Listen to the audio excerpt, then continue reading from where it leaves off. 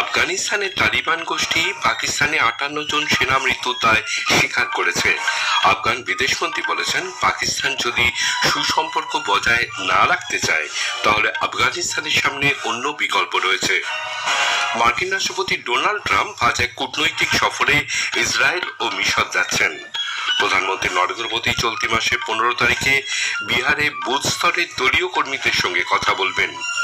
দুর্গাপুর গণধর্ষণ কাণ্ডে পশ্চিমবঙ্গের মুখ্যমন্ত্রী মমতা ব্যানার্জির মন্তব্যে রাজনৈতিক চাপানুত তুঙ্গে। কানাডার বিদেশমন্ত্রী অনিতা আনন্দ আজ নতুন দিল্লি পৌঁছবেন। দিল্লিতে দ্বিতীয় ক্রিকেট টেস্টের তৃতীয় দিনে ভারত ওয়েস্ট ইন্ডিজকে ফলো-অন করিয়েছে। আসছে বিস্তারিত খবরে। আফগানিস্তানের তালিবান নেতৃত্ব পাকিস্তানে 58 জন সেনা মৃত্যুর দায় স্বীকার করেছে। তারা জানায়, পাকতিকা প্রদেশের সাধারণ নাগরিকদের বাজারের ওপর পাকিস্তান যে বিমান হানা হেনেছে তারই ফলস্বরূপ সীমান্ত পেরিয়ে এই আক্রমণ। তালিবানের মুখপাত্র জাবিহুল্লাহ মুজাহিদ বলেন, সীমান্তে এই আক্রমণে 30 জন পাকিস্তানি সেনা গুরুতর আহত হয়েছেন। অপরদিকে 9 জন তালিবান সেনার মৃত্যু হয়েছে, 18 জন আহত। আফগানিস্তানের বিদেশমন্ত্রী আমির খান মুত্তাকি বলেছেন, পাকিস্তান যদি সুসম্পর্ক এবং শান্তি বজায় না রাখতে চায় তাহলে আফগানিস্তানের সামনে অন্য বিকল্প রয়েছে। চলতি পাক আফগান সংঘর্ষ বিষয়ে নতুন দিল্লিতে সাংবাদিকদের তিনি জানান, আফগানিস্তান সার্বভৌমত্ব রক্ষা করতে সব রকম উদ্যোগ নেবে।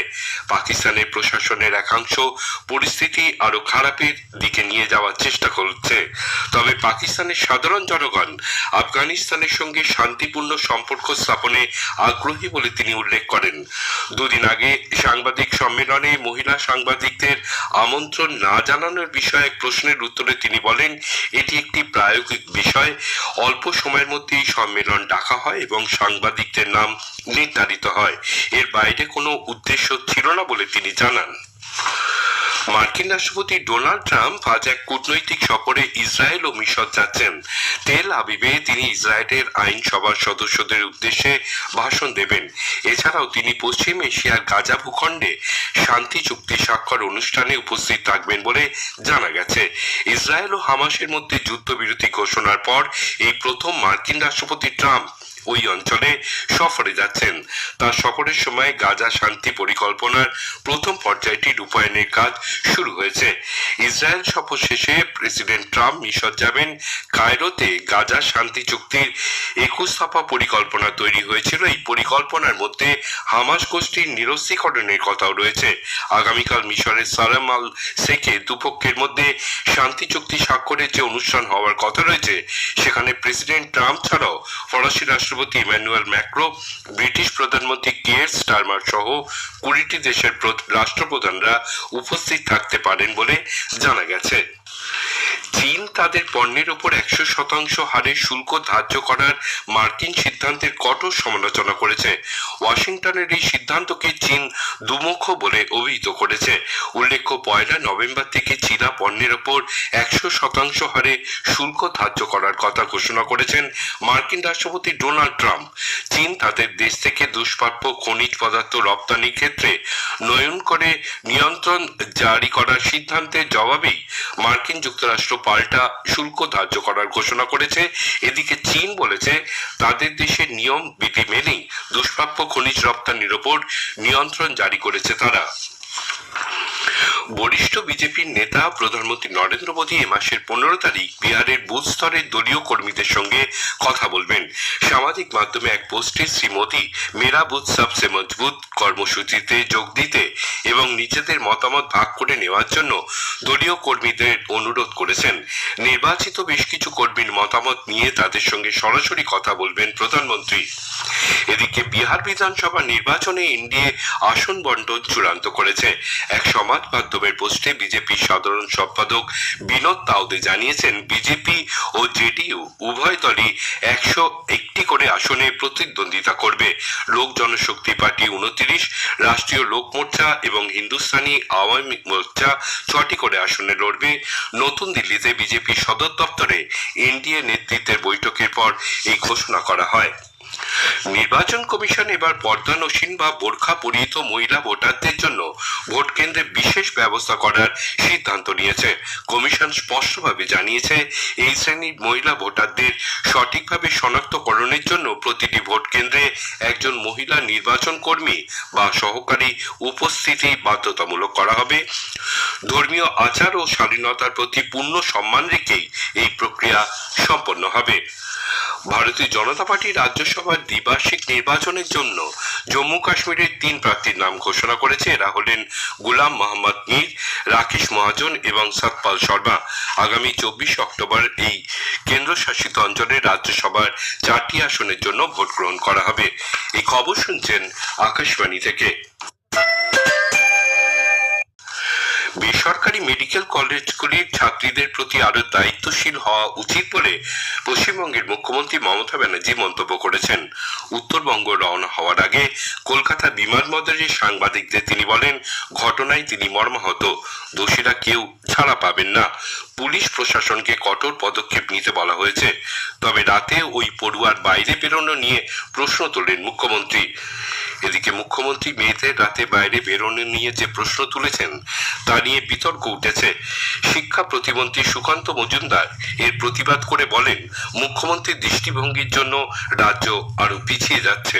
মমতা বন্দ্যোপাধ্যায় কলকাতা তথা পশ্চিমবঙ্গকে কি এইভাবে সেফেস্ট সিটি বানাতে চান বা সেফেস্ট রাজ্য বানাতে চান, যেখানে মহিলারা বেরোতে পারবেন না? রাত্রিবেলা হলে কালকে বলবেন মহিলারা বেরোতে হলে বোরখা পরে বেরোতে হবে, পরশু বলবেন মেয়েদের চাকরি করা হবে না। এই যে তালিবানি মানসিকতা, এই তালিবানি মানসিকতার জন্য এই রাজ্য দিনের পর দিন পিছিয়ে যাচ্ছে। উল্লেখ্য, পশ্চিম বর্ধমানের দুর্গাপুরে বেসরকারি মেডিকেল কলেজের ডাক্তারি পড়ুয়াকে গণধর্ষণের অভিযোগে ধৃত 3 জনকে আজ দুর্গাপুর আদালতে তোলা হলে 10 দিনের পুলিশ হেফাজতে পাঠিয়েছেন বিচারক। বিচারক গ্রামের বাসিন্দা ধৃত অপু বাউরি, ফিরদৌস শেখ ও শেখ রেজাউদ্দিনকে মোবাইল টাওয়ার লোকেশন ট্র্যাক করে ধরা হয় বলে সূত্রের খবর। ফরেন্সিক দল আজ ঘটনাস্থল থেকে নমুনা সংগ্রহ করছে। আসানসোল দুর্গাপুর পুলিশ কমিশনারেটের ডেপুটি কমিশনার অভিষেক গুপ্তা জানিয়েছেন, সব দিক খতিয়ে দেখা হচ্ছে। ভারত চলতি মাসের 14 তারিখ থেকে নতুন দিল্লিতে রাষ্ট্রসংঘের শান্তি বাহিনী অংশগ্রহণকারী রাষ্ট্রগুলির সেনা প্রধানদের নিয়ে সম্মেলনের আয়োজন করেছে। 3 দিনের এই সম্মেলনে 32টি রাষ্ট্রের সেনা নেতৃত্ব রাষ্ট্রসংঘের শান্তিরক্ষী বাহিনীর ভূমিকা নিয়ে বিস্তারিত আলোচনা করবে। আগামীকাল থেকেই প্রতিনিধিরা নতুন দিল্লিতে পৌঁছবেন। প্রতিরক্ষা মন্ত্রক এক বিবৃতিতে জানিয়েছে, এই সম্মেলনে ভারত শান্তিরক্ষী বাহিনীর চ্যালেঞ্জ ও প্রস্তুতি নিয়ে বিস্তারিত আলোচনা করবে। প্রতিরক্ষা মন্ত্রী রাজনাথ সিং, বিদেশমন্ত্রী ডক্টর এস জয়শঙ্কর, রাষ্ট্রসংঘ শান্তিরক্ষী বাহিনীর অপর মহাসচিব জ্যাঁ পিয়ের ল্যাক্রো-ইক্স এই সম্মেলনে ভাষণ দেবেন। কানাডার বিদেশমন্ত্রী অনিতা আনন্দ 3 দিনের সফরে আজ সন্ধ্যায় নতুন দিল্লিতে পৌঁছবেন। আগামীকাল বিদেশমন্ত্রী ডক্টর এস জয়শঙ্করের সঙ্গে বৈঠক করবেন তিনি। বাণিজ্য ও শিল্পমন্ত্রী পীযূষ গোয়েলের সঙ্গেও সাক্ষাতের কর্মসূচি রয়েছে তার। সফরকালে অনিতা আনন্দ মুম্বাই যাবেন। কানাডা এবং ভারতের মধ্যে বিনিয়োগ, কর্মসংস্থান বৃদ্ধি এবং অর্থনৈতিক সুযোগ সুবিধা বাড়ানোর লক্ষ্যে বিভিন্ন সংগঠনের সঙ্গে বৈঠক করবেন।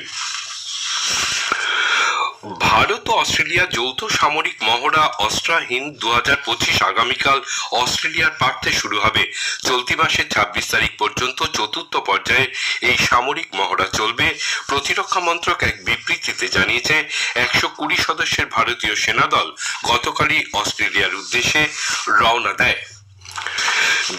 দিল্লিতে দ্বিতীয় ক্রিকেট টেস্টের 3য় দিনে ভারত ওয়েস্ট ইন্ডিজকে ফলো অন করিয়েছে। ওয়েস্ট ইন্ডিজ আজ মধ্যাহ্ন বিরতির কিছু পরেই তাদের প্রথম ইনিংসে 248 রানে সকলে আউট হয়ে যায়। ভারতের পক্ষে কুলদীপ যাদব 5টি উইকেট নেন।